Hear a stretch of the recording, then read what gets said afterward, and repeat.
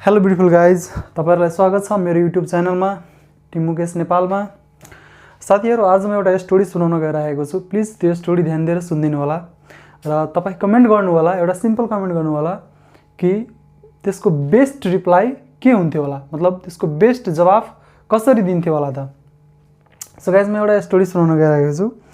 के छ साथीहरु, आज म ड्युटीमा आउँदाखेरि मेरो मनमा एउटा के ख्याल आयो भनेपछि एकजना दाइ हुनुहुन्छ कि, मतलब नेपाली नै हो उहाँ, दाइ भनौँ सर भनौँ हैन, मायाले रेस्पेक्टले जे भनौँ हैन, ड्यास आफ्नो आफ्नो उसमा भर पर्छ।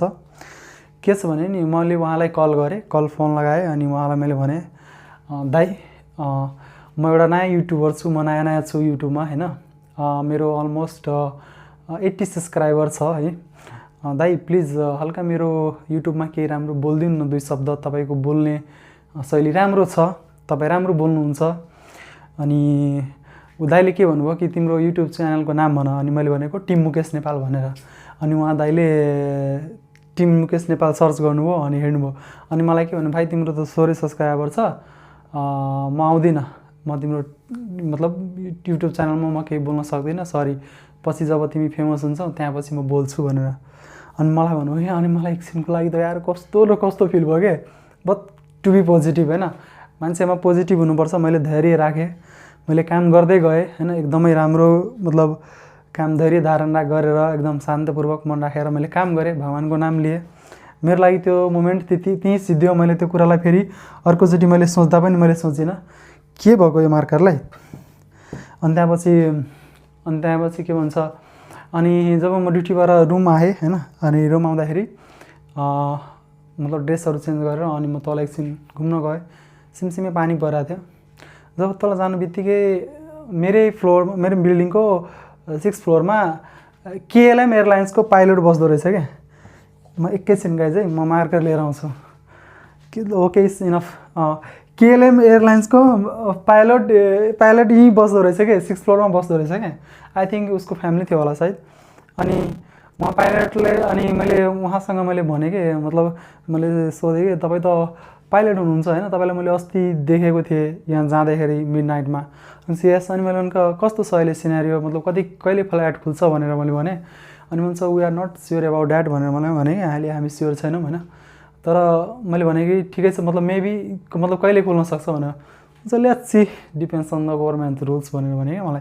अनि मैले केही पनि बोलिनँ। अनि मैले उहाँलाई सोधेँ कि मेरो युट्युब च्यानल छ यो हैन, म तपाईँको एउटा पोडकास्ट लिन चाहन्छु, तपाईँसँग म अन्तर्वार्ता गर्न चाहन्छु हैन, तपाईँ प्लिज 2 शब्द मेरो युट्युब च्यानलमा बोलिदिनु न।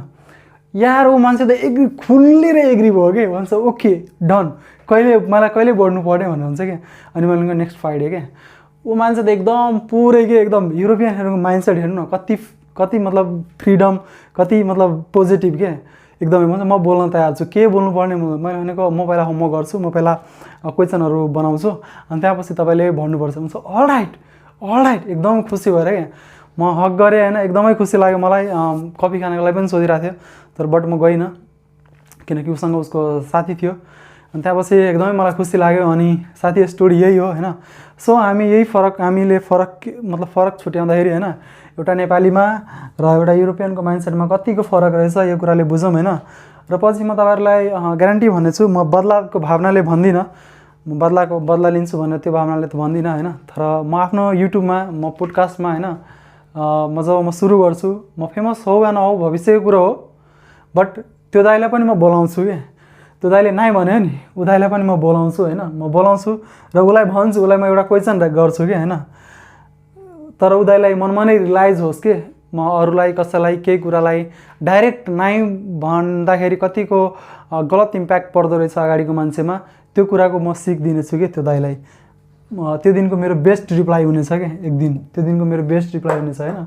सो गाइज, एटिट्युड भनेको यो मतलब एटिट्युड भनेको यस्तो बिल्डअप गर्नुपर्छ कि, यस्तो बनाउनुपर्छ कि हैन।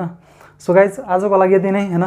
मेरो स्टोरी कस्तो लाग्यो, मेरो कहानी हैन, त्यति इन्ट्रेस्टिङ छैन होला, बट म कोसिस गर्दैछु, म आफैमा काम गरिरहेको छु, म नयाँ कुराहरू सिक्दैछु र तपाईँहरू सामु पनि नयाँ कुराहरू लिएर आउनेछु हैन। सो धेरै नभए पनि थोरै सम्झेर माया गरिदिनु होला। यदि सब्सक्राइब गर्नुभएको छैन भने मेरो च्यानल सब्सक्राइब गरिदिनु होला है। यही हो तपाईँको तर्फबाट एउटा सानो माया, मलाई एकदमै काम आउँछ। र I have a question for you होइन, तपाईँहरूको लागि एउटा क्वेसन छ। तपाईँ त्यो ठाउँमा भएको भए के रिप्लाई दिनुहुन्थ्यो, कसरी रिप्लाई गर्नुहुन्थ्यो, प्लिज कमेन्ट गरिदिनु होला यार please. Thank you so much, thank you for watching my video.